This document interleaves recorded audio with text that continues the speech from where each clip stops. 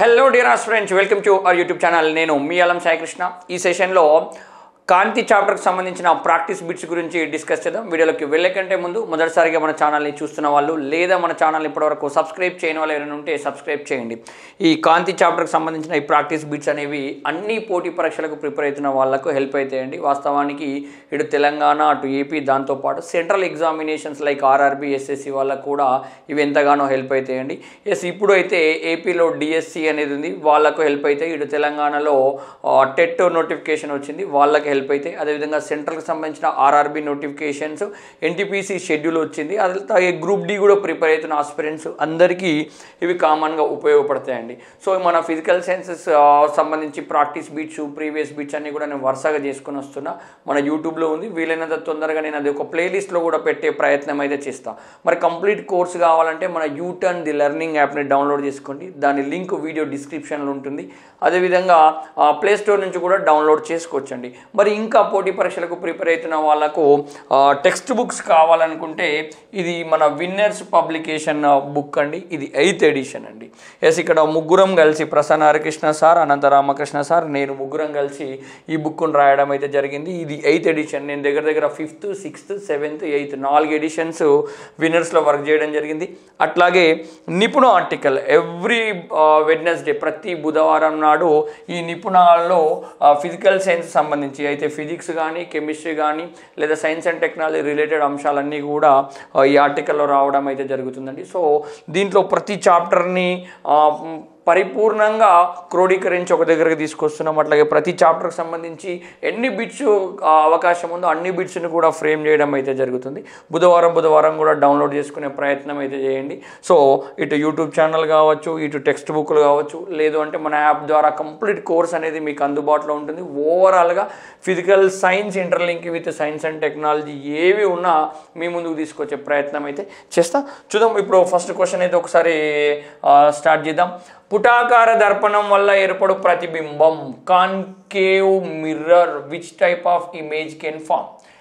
పుటాకార దర్పణం అనేది ఎట్లాంటి ప్రతిబింబాన్ని ఏర్పరుస్తుంది? పుటాకార దర్పణం అనేది ఇది పుటాకార దర్పణం అనుకుందాం. ఫర్ ఎగ్జాంపుల్ ఈ పుటాకార దర్పణంలో ఇది పోల్ అండి, దర్పణ ధ్రువం అండి, ఇది ఎఫ్ అంటే నాభి, ఇది వక్రతా కేంద్రం అండి.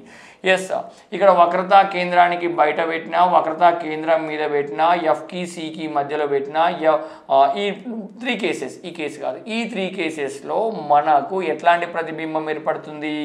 ఇక్కడ ఆప్షన్లో ఇచ్చిన దాంట్లో చూద్దాం. నిజ ప్రతిబింబం, మిథ్యా ప్రతిబింబం అనే 2 వర్డ్స్ని ఇవ్వడం జరిగింది. సో ఈ 3 కేసెస్లలో నిజ ప్రతిబింబమే ఏర్పడుతుందండి. నిజ ప్రతిబింబం ఏర్పడుతుంది. దీంట్లో నో డౌట్ ఎటాలండి. ఇక్కడ ఆబ్జెక్ట్ని పెడితే ఇది అనంత దూరంలో ఏర్పడుతుంది. దాని క్యారెక్టర్ని మనం కన్ఫర్మ్ చేయడానికి ఛాన్స్ లేదు, పక్కన పెట్టిద్దాం.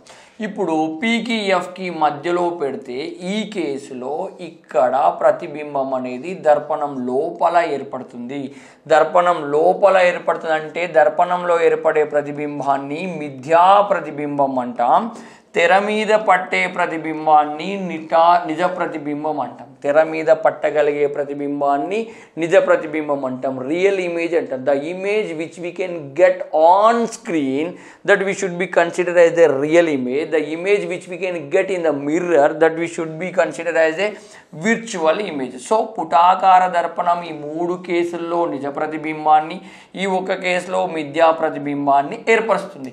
అంటే ఈ పుటాకార దర్పణం ఎట్లాంటి ప్రతిబింబాలను ఏర్పరుస్తుంది అంటే 2 ప్రతిబింబాలను ఏర్పరుస్తుంది. ఆప్షన్ ఏ కరెక్టే, ఆప్షన్ బి కూడా కరెక్టే. ఆప్షన్ సిలో ఏ మరియు బి ఇచ్చిండ్రు, కావున ఆన్సర్ సి అవుతుంది. ఏది కాదని తీసేద్దాం, ఆన్సర్ సి అండి. ఫస్ట్ వన్ 2 రకాలు ఏర్పడుతుంది. దెన్ వాహనాలలో డ్రైవర్లు వాడు దర్పణం ఏది? The vehicle, in the vehicles the drivers used mirror, it means side mirror of the vehicle. Side mirror kuna vehicle lo side mirror ఏ దర్పణాన్ని కలిగి ఉంటుంది? Previous question. వెహికల్స్ కి side mirror లో ఉండే దర్పణం కుంభాకారణ, పుటాకారణ, సమతలన, ఏది కాదు. ఏది ఉంటుందంటే కుంభాకార దర్పణాన్ని వాహనాల సైడ్ మిర్రర్లలో యూజ్ చేస్తాం. దీన్ని రియర్ వ్యూ మిర్రర్ అంటాం. రియర్ వ్యూ మిర్రర్ అంటాం. ఏమంటాం? రియర్ వ్యూ మిర్రర్ అంటాం. Yes or no? ఎస్. ఎందుకు ఈ కుంభాకార దర్పణాన్ని వాడాలంటే ఎస్ వెనకనున్న పెద్ద వాహనం అనేది చిన్నగా కనబడుతుంది, నిటారుగా కనబడుతుంది.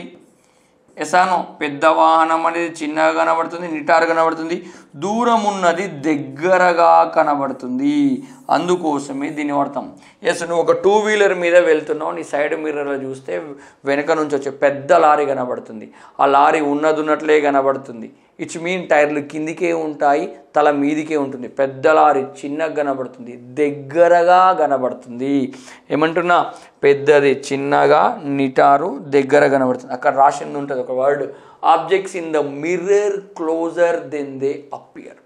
Objects in the mirror closer than they appear. Yes, దూరం ఉన్నది కూడా దగ్గర ఉన్నట్లుగా కనబడుతుందని అక్కడ క్లియర్గా రాసింది అయితే ఉంటుందండి. ఆ విషయాన్ని గుర్తుపెట్టుకోవాలి. సరే, పుటాకార దర్పణాన్ని యూజ్ చేస్తే పెద్ద వాహనం ఇంకా పెద్దగా అంటే అద్దంలో పట్టదు, మనకు క్లారిటీ రాదు, తల క్రిందులుగా కూడా ఏర్పడడానికి ఛాన్స్ ఉంటుంది. టైర్ల మీదికి తలకాయ కిందికి కనబడుతుంది. ఎస్, దగ్గర ఉన్నది కనబడకపోవచ్చు, దూరం ఉన్నది ఈ కొంచెం దూరమే కనబడచ్చు, డిఫరెంట్గా ఏర్పడుతుంది. కావున పుటాకార దర్పణాన్ని మనం యూజ్ చేయం. సమతల దర్పణం ఎట్లా చేస్తుందంటే సేమ్ సైజు కనబడుతుంది, పెద్ద లారీని పెద్దగానే చూపించే ప్రయత్నం చేస్తుంది. కావున అద్దంలో అక్కడ పట్టడానికి అవకాశం అనేది లేదు, ఎంత దూరం ఉన్నదో అంతే దూరం చూపిస్తుంది సమతల దర్పణం. కావున దీన్ని ఇక్కడ యూజ్ చేయడానికి అవకాశం లేదు. ఏది మాత్రం యూజ్ చేయడానికి అవకాశం ఉంది? కుంభాకార దర్పణాన్ని మాత్రమే యూజ్ చేయడానికి అవకాశం అనేది ఉంది. వాహనాలలో డ్రైవర్లు వాడు దర్పణం కుంభాకార దర్పణం మాత్రమే. ఇది క్లియర్ అండి. Right, answer A correct. Then ఎల్లప్పుడూ మిథ్యా ప్రతిబింబాన్ని ఏర్పరచు దర్పణం ఏది? Yes, which mirror can form virtual image always. ఏమంటున్నా? ఏది విర్చువల్ ఇమేజ్ని ఏర్పరుస్తుంది ఎప్పుడు? ఎస్, ఇక్కడ చూద్దాం. పుటాకార దర్పణం కొన్నిసార్లు మాత్రమే ఏర్పరుస్తుంది. కుంభాకార దర్పణం ఎప్పుడు ప్రతిబింబాన్ని దర్పణం లోపలనే ఏర్పరుస్తుంది. సమతల దర్పణం కూడా ఎప్పుడు ప్రతిబింబాన్ని దర్పణం లోపలనే ఏర్పరుస్తుంది. దర్పణంలో పట్టే ప్రతిబింబం లేదా దర్పణంలో ఏర్పడే ప్రతిబింబాన్ని మిథ్యా ప్రతిబింబం అని అంటాం. తెర మీద పట్టగలిగే ప్రతిబింబాన్ని నిజ ప్రతిబింబం అని అంటాం. సో ఇప్పుడు మిథ్యా ప్రతిబింబాన్ని ఏర్పరిచే దర్పణాలు ఏవి? కుంభాకార దర్పణం, అట్లాగే సమతల దర్పణం అండి. 2 A మరియు C అంటే ఇక్కడ డి ఆన్సర్ అనేది correct. That's clear. Then 4th one, solar కుక్కర్గా వాడు దర్పణాలేవి? సోలార్ కుక్కర్లో వాడు దర్పణాలేవి? Which mirrors are using in the solar cooker? Solar cooker అంటే సన్లైట్ని యూటిలైజ్ చేసుకోవాలి. సన్లైట్ని యూటిలైజ్ చేసుకోవాలంటే వాటన్నింటిని ఒక దగ్గర కేంద్రీకరించాలి. కాంతి కిరణాలు ఒక దగ్గర కేంద్రీకరించే సామర్థ్యత దేనికి ఉంటుందంటే పుటాకార దర్పణాలకు ఉంటుంది, కాన్కేవ్ మిర్రర్స్కి ఉంటుంది. పుటాకార దర్పణాలు తమ మీద పడ్డ కాంతి కిరణాలన్నింటినీ కూడా ఒక బిందువు వద్ద కేంద్రీకరించబడతాయి. ఈ బిందువు వద్ద కేంద్రీకరించబడిన సౌరశక్తిని మనం ఇంకో రకంగా కన్వర్ట్ చేసుకోవచ్చు. అదే కుంభాకార దర్పణం అయితే కాంతి కిరణాలను వికేంద్రీకరిస్తుంది. అదేవిధంగా సమతల దర్పణం అయితే తన మీద పడ్డ వాటిని పరావర్తనం చెందిస్తుంది. సో ఇక్కడ సోలార్ కుక్కర్లో ప్రిన్సిపల్ ఏంది? కాంతి కిరణాలను ఒక దగ్గర కేంద్రీకరించాలి. సో ఆన్సర్ ఏది? కుంభాకార దర్పణం. సో ఆన్సర్ ఈజ్ ఏ అండి. దెన్ ఒక గోళాకార దర్పణం వక్రతా వ్యాసార్థం is radius of curvature is 20 centimeters అయినా దాని నాభ్యంతరం విలువ what is its focal length? What is its focal length? Right, ఇక్కడ చూద్దాం. R that is equal to 2f అండి. R that is equal to 2f. ఇది వక్రతా వ్యాసార్థం, ఇది నాభ్యంతరం. వక్రతా వ్యాసార్థం ఎంత? 20 సెంటీమీటర్స్. ఇది 2f. f that is equal to 20/2 that's mean 10. ఏంటి? 10 గుర్తుపెట్టుకోవాలి. 10 సెంటీమీటర్స్ అండి. 10 సెంటీమీటర్స్. నా అభ్యంతరం విలువ ఎంత అండి? 10 సెంటీమీటర్స్. రైట్, ఇక్కడ ఆప్షన్లో ఉందా? మరి ఉంది అండి. 10 centimetres. Option A is right answer. Option A is right answer. Clear అండి? గుర్తుపెట్టుకోండి. R that is equal to F formula గుర్తుపెట్టుకుంటే సరిపోతుంది. ఒక్కొక్కసారి నా అభ్యంతరం అడగచ్చు, లేకపోతే వక్రతా వ్యాసార్థం అనేది కూడా అడగచ్చు. ఈ ఫార్ములాలో ఏది ఇచ్చినా మనం సబ్స్టిట్యూట్ చేసుకుంటే సరిపోతుందండి. దెన్ నెక్స్ట్ క్వశ్చన్, కుంభాకార దర్పణం ఆవర్ధనం విలువ. What is the magnification value of the convex mirror? Magnification value of the convex mirror m that is equal to hi by ho that is equal to minus v by u. HI/HO that is equal to minus V/U. As height of the image by height of the object that is equal to ప్రతిబింబ దూరము by వస్తువు దూరము, ప్రతిబింబ దూరము by వస్తువు దూరము. So ఎప్పుడైనా కుంభాకార దర్పణం అనేది చిన్న ప్రతిబింబాలనే ఏర్పరుస్తుంది, వస్తువు కన్నా చిన్న ప్రతిబింబాలనే ఏర్పరుస్తుంది. వస్తువు కన్నా చిన్న ప్రతిబింబాలు ఇక్కడ సబ్స్టిట్యూట్ చేసుకోండి. Height of the image by height of the object. ఇక్కడ వస్తువు ఎత్తు కంటే ప్రతిబింబం ఎత్తు ఎప్పుడు తక్కువగానే ఉంటే దాని యొక్క ఆవర్ధనం విలువ ఎంత ఉంటుంది, m వాల్యూ ఎంత ఉంటుంది, లెస్ దెన్ 1 ఉంటుంది, లెస్ దెన్ 1 ఉంటుంది. ఎస్, సో ఇక్కడ ఆన్సర్ ఏంది 1 అండి. అదే సమతల దర్పణం అయితే ఆబ్జెక్ట్ హైట్ ఎంత ఉంటుందో ఇమేజ్ హైట్ అంతే ఉంటుంది, ఆబ్జెక్ట్ హైట్ ఎంత ఉంటుందో ఇమేజ్ హైట్ కూడా అంతే ఉంటుంది. కావున ఇక్కడ height of the object height of the image రెండు వాల్యూస్ సేమ్ అయితే ఇక్కడ వాల్యూ ఎంత వస్తుంది, 1 వస్తుందండి. ఎస్, పుటాకార దర్పణం సిచ్యువేషన్ బట్టి ఈక్వల్ టు 1 ఉంటుంది, లెస్ దెన్ 1 ఉంటుంది, గ్రేటర్ దెన్ 1 ఉంటుందండి. 3 వాల్యూస్ ఉంటాయండి. సో ఇది కూడా కాదు. సో ఆన్సర్ ఏంది, లెస్ దెన్ 1 అండి. So answer is A. Then 7th one, గోళాకార దర్పణం ఏ గోళానికి సంబంధించినదో ఆ గోళ కేంద్రాన్ని దర్పణం యొక్క డాష్ అంటాం. గోళాకార దర్పణం ఏ గోళానికి సంబంధించిందో, ఏ గోళానికి సంబంధించిందో ఆ గోళ కేంద్రాన్ని ఏమంటాం, ఆ గోళ కేంద్రాన్ని ఏమంటాం. ఎస్, ఆ గోళ కేంద్రాన్ని ఏమనాలి మనం, వక్రతా కేంద్రం అంటాం. ఏమంటాం, వక్రతా కేంద్రం అంటాం. దీని ఇట్లా 2 పీసెస్గా చేసుకుంటే ఎస్, ఇక్కడ ఉన్నది దర్పణ ధ్రువం P, ఇక్కడ ఉన్నది వక్రతా కేంద్రం. ఎస్, గోళం యొక్క మధ్య బిందువును మనం వక్రతా కేంద్రం అని అంటున్నాం. ఇది వక్రతా కేంద్రం. రైట్ ఆన్సర్, ఆన్సర్ ఏ అండి. సరే, ప్రధాన నాభి అంటే ఇది C, పీకి సికి మధ్య గల ఉండేది నాభి. ఇట్స్ మీన్ పుటాకార దర్పణం తన మీద కాంతి కిరణాలు పడ్డ తర్వాత పరావర్తనం చెంది నాభి దగ్గర కేంద్రీకరించబడతాయి. ఎక్కడ కేంద్రీకరించబడతాయి, నాభి దగ్గర కేంద్రీకరించబడతాయి. ఎక్కడ కేంద్రీకరించబడతాయో ఆ ప్లేస్ని నాభి అంటున్నాం. నాభ్యాంతరం అంటే ఏంటి, ఎస్, వక్రతా వ్యాసార్థాన్ని పీకి సికి మధ్య గల దూరాన్ని వక్రతా వ్యాసార్థం R అంటాం. పీకి ఎఫ్కి మధ్య గల దూరాన్ని నాభ్యాంతరం అంటాం. ఈ నాభ్యాంతరాన్ని రెండింతలు చేస్తే వక్రతా వ్యాసార్థం వస్తుంది. ఈ వక్రతా వ్యాసార్థాన్ని సగం చేస్తే నాభ్యాంతరం అనేది వస్తుంది. ఎస్, కావున పీకి ఎఫ్కి మధ్య గల దాన్ని నాభ్యాంతరం అంటాం. పీకి సికి మధ్య గల దూరాన్ని వక్రతా వ్యాసార్థం అని అంటాం. ఇటువైపు ఉంది. సో మొత్తం మీదుగా గోళాకార దర్పణం ఏ గోళానికి చెందిందో ఆ గోళ కేంద్రాన్ని ఏమంటున్నాం, వక్రతా కేంద్రం అంటున్నాం. ఏమన్నా, వక్రతా కేంద్రం, సెంటర్ ఆఫ్ కర్వేచర్ అంటున్నాం. That's clear. Then 8th one, దర్పణం యొక్క జామితీయ కేంద్రాన్ని ఏమంటారు. ఇందాక చెప్పిందేమో గోళంకు సంబంధించింది, ఇప్పుడు ఏమంటున్నా, దర్పణం యొక్క జామితీయ కేంద్రాన్ని, ఇది దర్పణం అనుకుందాం.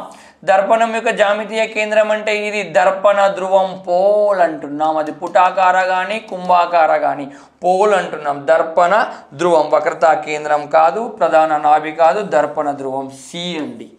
ఎస్, దర్పణం యొక్క జామితీయ కేంద్రాన్ని దర్పణ ధ్రువం అని, గోళాకార దర్పణం ఏ గోళానికి చెందిందో ఆ గోళ కేంద్రాన్ని వక్రతా కేంద్రం అని అంటారండి. 9th క్వశ్చన్, దర్పణ వక్రతా కేంద్రం మరియు దర్పణ ధ్రువం గుండా పోయే రేఖను, ఇది వక్రతా కేంద్రం అంటే సి, దర్పణ ధ్రువం అంటే పి, పి కామా సి రెండిటి గుండా పోయే రేఖను ఏమంటాం. ఇక్కడ చూడండి, ఇక్కడ నేను గీస్తా. పిసి గుండా వెళ్ళే దానిని ప్రధాన అక్షం అంటాం. ఇది పుటాకార దర్పణం అనుకుంటే ఇది పి అండి. ఎస్, ఇక్కడ వచ్చింది ఇది సి అండి. ఈ పి గుండా సి గుండా వెళ్ళే దానిని మనం ఏమంటున్నాం, ప్రధాన అక్షం అంటున్నాం. ఏమంటున్నాం, ప్రధాన అక్షం అంటున్నాం. ప్రిన్సిపల్ యాక్సిస్ అంటున్నాం. డైరెక్ట్ పాయింట్ అండి. పిసి గుండా వెళ్ళేదాన్ని ప్రిన్సిపల్ యాక్సిస్ అంటున్నాం. ఆ విషయాన్ని గుర్తుపెట్టుకోవాలి. దెన్ ప్రిన్సిపల్ యాక్సిస్ ఎక్కడుంది, వక్రతా వ్యాసార్థం తప్పు, ప్రధాన అక్షం రైట్, పతన కిరణం రాంగు, పరావర్తనం కిరణం wrong. So the answer is B. Last question, ప్రధానాక్షానికి సమాంతరంగా ప్రయాణించే కాంతి కిరణాలు పుటాకార దర్పణం వల్ల డాష్ వద్ద కేంద్రీకరించబడతాయి. పుటాకార దర్పణం వల్ల డాష్ వద్ద కేంద్రీకరించబడతాయి. వక్రతా కేంద్రం వద్ద, దర్పణ కేంద్రం వద్ద, నాభి వద్ద, అనంత దూరం వద్ద. ఎస్ ఏమంటున్నా, ప్రధానాక్షానికి సమాంతరంగా కాంతి కిరణాలు ప్రయాణించినప్పుడు, ప్రధానాక్షానికి సమాంతరంగా కాంతి కిరణాలు ప్రయాణించినప్పుడు, ఎస్ ఇది పి. ఎస్ ఇట్లా కాంతి కిరణాలు సమాంతరంగా వచ్చినప్పుడు ఇవి పతనం చెందినాయి.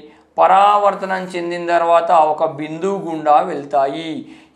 ఒక బిందువు వద్ద ఖండించుకున్నాయి. ఈ బిందువును ఫోకస్ నాభి అంటాం. ఈ బిందువుని ఏమంటాం? ఫోకస్ నాభి అంటాం. నాభి దగ్గర ఖండించుకుంటాయి లేదా కేంద్రీకరించుకుంటాయి. ప్రధానాక్షానికి సమాంతరంగా ప్రయాణించే కాంతి కిరణాలు పుటాకార దర్పణం వల్ల డాష్ వద్ద కేంద్రీకరించబడ్డాయి, నాభి వద్ద కేంద్రీకరించబడ్డాయి. వక్రతా కేంద్రం కాదు, దర్పణ కేంద్రం కాదు, అనంత దూరం కాదు. So answer is C. ఈ డయాగ్రామ్ వేసుకోబడుతుందండి, కంపల్సరీ గుర్తుపెట్టుకోవాలి. Most most most most important అండి. ఇవన్నీ కూడా కాంతికి సంబంధించిన 10 క్వశ్చన్స్ మీ ముందుకు తీసుకురావడం అయితే జరిగిందండి. ఎస్ ఇట్లాగే ఎవ్రీడే కూడా ప్రీవియస్ క్వశ్చన్స్ కానీ ప్రాక్టీస్ క్వశ్చన్స్ కానీ మీ ముందుకు తీసుకొచ్చే ప్రయత్నం చేస్తా. ఎస్ ఒక క్వశ్చన్ తోటి మనకు ఒక 3-4 రకాల అంశాలపైన ఒక పట్టు రావడానికి అవకాశం అయితే ఉంటుందండి. ఇట్లాంటి అప్డేట్స్ ఎల్లవెల్ల పొందాలంటే మన ఛానల్ని ఫాలో అవ్వండి, వీడియోని అయితే లైక్ చేయండి, షేర్ చేయండి. మన ఛానల్ని ఇంకా సబ్స్క్రైబ్ చేయని వాళ్ళు ఎవరైనా ఉంటే సబ్స్క్రైబ్ చేయండి. Thank you so much. జై హింద్.